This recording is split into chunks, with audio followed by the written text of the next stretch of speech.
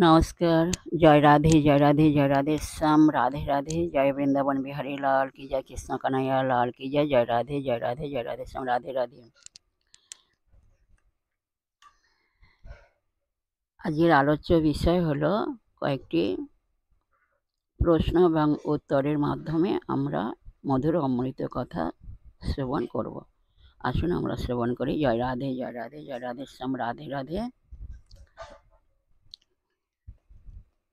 এখন প্রশ্ন হলো, গুরু শিষ্য ইষ্ট দেবতা মন্ত্র প্রণব দীক্ষা ধ্যান জপ প্রভৃতি শব্দের অর্থ কি?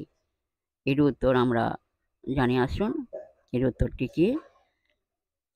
এর উত্তর হলো, যিনি অজ্ঞানের অন্ধকার দূর করে জ্ঞানের আলো দেন তিনি গুরু। গুরুর পথ নির্দেশ ছাড়া আধ্যাত্মিক জীবন অসম্ভব। গুরুর যোগ্যতা বিষয়ে এইটুকু বলা যায় যে তাঁকে শাস্ত্রের মর্মজ্ঞ ও ঈশ্বর উপলব্ধিতে প্রতিষ্ঠিত হতে হবে। শিষ্যের প্রতি থাকবে তাঁর সীমাহীন করুণা ও সহানুভূতি।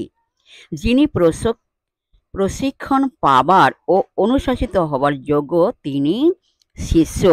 আধ্যাত্মিক সত্য জানবার তীব্র আকাঙ্ক্ষাই হলো তাঁর প্রধান যোগ্যতা।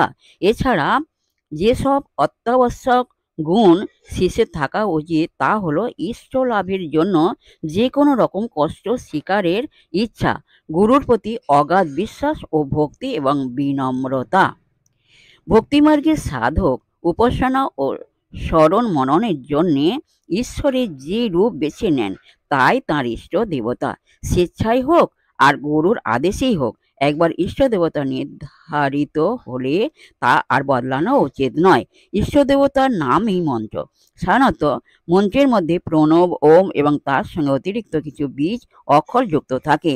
দেবতা বিশেষে বীজ অক্ষর ভিন্ন ভিন্ন হয়।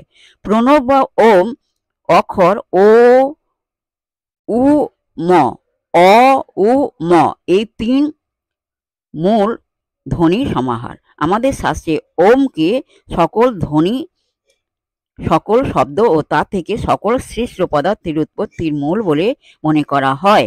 এই কারণে এইটিকে ঈশ্বরের সর্বোচ্চ সর্বশ্রেষ্ঠ প্রতীকের মর্যাদা দেওয়া হয়েছে। হিন্দু ধর্ম ছাড়া জৈন, বৌদ্ধ, শিখ ধর্ম একে বিশ্বাস করেন।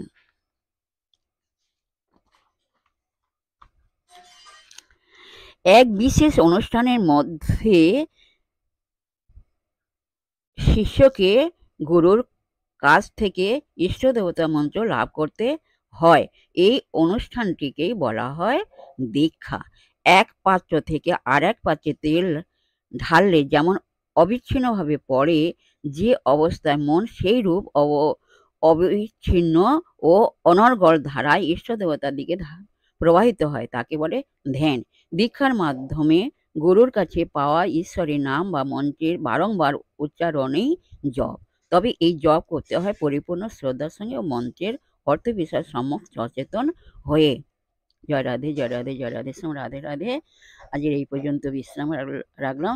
বিশেষ সুহৃদা ভক্তবৃন্দের উদ্দেশ্যে বলছি, সকলের উদ্দেশ্যে বলছি, সবাই সুখে থাকবেন, শান্তিতে থাকবেন, আনন্দে থাকবেন, আর নিজ নিজ পিতামাতাকে শ্রদ্ধা করবেন, ভক্তি এবং তাদের যেন কোনো অসুবিধা না হয় সেদিকে লক্ষ্য রাখবেন। আসুন এখন মান অভিমানী পর্ব শেষ করে মনকে গাদা তালের মতো নরম করে আর মনের মধ্যে অহংকার মুক্ত করে আসুন আমরা এখন রাধা নাম কীর্তন করি। জয় রাধে জয় রাধে জয় রাধে শ্যাম, রাধে রাধে।